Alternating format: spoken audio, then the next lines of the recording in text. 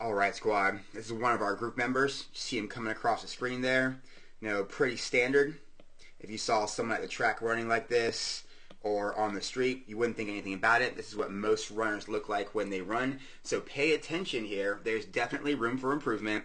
And, I've done hundreds and hundreds, if not over 1,000 video analysis. And this is how probably 90% of them go. So, there could be some tips in here that you can also apply to your own running. So first thing we want to do is check out Sean as he's coming into the frame. We want to see where he's making his initial contact. Where's his foot first hitting the ground? So he's coming through, and boom. Making touchdown right there. And I don't mean where's his foot hitting in accordance to, is he heel striking? Is he forefoot striking? I want to know where is he landing in relationship to his center of mass, or right about where his hips are. How far ahead of his body is he landing? So we can draw a line going up from the shoe, or where he's making that contact, and then down through his hips, and this space right here is how far he's landing ahead of his body. This is significant because when we're talking about overstriding, this is what we're talking about. This is going to lower your cadence. This is going to increase the amount of force or load that you're taking on as you're going through your stride, and it's going to make you spend more time on the ground, and especially in an unstable position with his foot way out ahead of his body like that, your IT band has to do a ton of work to help stabilize your leg as you're going through your stride here. But this is overstriding, and it's what we want to work away from. So we can use metrics to track our improvement. If you're using an app like InShot, you can count your frames, and we can see how many clicks or frames does it take to get from that initial contact to a good stable pose position. So we'll count through initial contact, 1, 2, 3, 4, 5, 6, 7, 8 frames to his pose position, and you guys know your runner's pose as his figure 4 shape.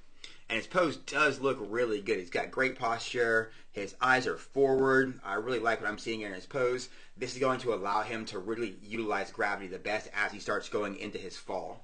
So 8 frames to get to this pose position is a problem. We want to see 4 frames. So it's taking him twice as long as we'd like to see for a good, efficient stride.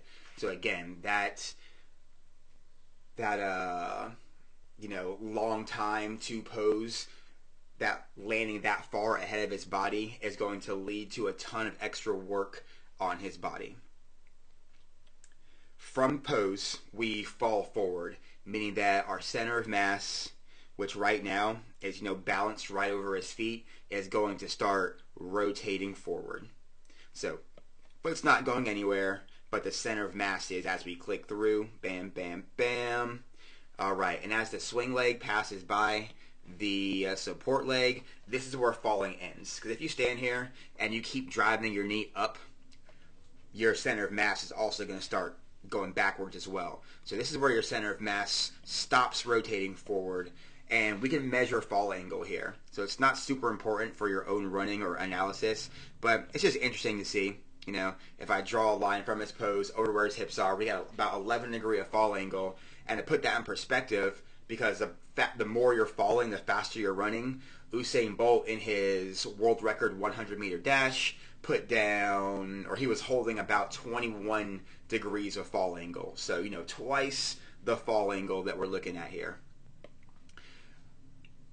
But from falling, now his job is to get that back foot up off the ground. The quicker you can get that back foot off of the ground, the quicker you can get back into your pose position, but on the other side. So remember, it took him too long to get to his pose position initially, and we'll see what happens here. Because again, the quicker you get that back foot off of the ground, the quicker you'll get to your pose on the other side. So we'll count from pose. How long does it take to get that back foot off of the ground? Get back to pose here, and 1, 2, 3, 4, 5, 6, 7, 8 frames. About 8 frames to get that back foot off of the ground. Good news is it's symmetrical. We got 8 in the front, 8 in the back. Bad news is that they're both too long. So it's taking him too long to get that back foot off of the ground. You can see that back foot is still trailing behind him even as he's starting to reach forward with that front foot. And that is the problem. If you reach forward, y'all, you're going to leave that back leg hanging behind. Happens every single time. Or if you leave that back leg hanging behind, you're going to end up reaching forward. Happens every single time. So your goal needs to be to get that back foot. So again, at this point, his goal should be to get that back foot off of the ground. But you can see his next action, what's happening here, is that front leg is just swinging on out while nothing has happened actively with that back foot yet. Eventually, he'll pull it in because you have to cycle to your next stride. But it's your only actionable element in running. It's the one thing that you should be focusing on. So, now just being more aware and pulling that foot up more quickly is going to allow him to land closer to his body, which is going to, again, allow him to increase his cadence, which is going to allow him to increase his speed and his efficiency.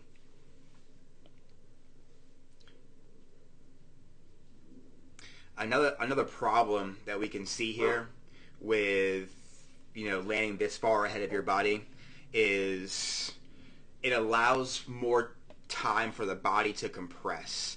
So let's look at that knee. As you land, not much bend, and then bend, bend, bend, bend. That's eccentric knee loading. And that puts a ton of work on that patellar tendon right there, which, runner's knee, jumper's knee. That's what is happening. So if we get to that most compressed position, so again, tons of load going down on that knee, and I draw a line just straight across here, what goes down must come up. So look at how much vertical oscillation you have here. Look at your chin under the line, and then up, up, up, and over. And, that's effort that's not going forward. So, what we're looking at here, where you could improve is changing your focus from reaching forward and trying to move your body through space to, just pulling that back foot up off of the ground and allowing yourself to fall forward. You're already doing it, but really allowing yourself to do it without getting in the way by throwing your foot out in front of you. So continue to just focus on pulling that foot up under your hip, just like you were running in place, and let your body weight shift forward. You'll start moving and really, really drill, not allowing yourself to reach forward, because rather than thinking I'm going forward, I'm going to reach forward, your new focus is I'm going to get my foot back up under my hip so I can get to my pose position sooner. Any questions, y'all? Put them in the comments.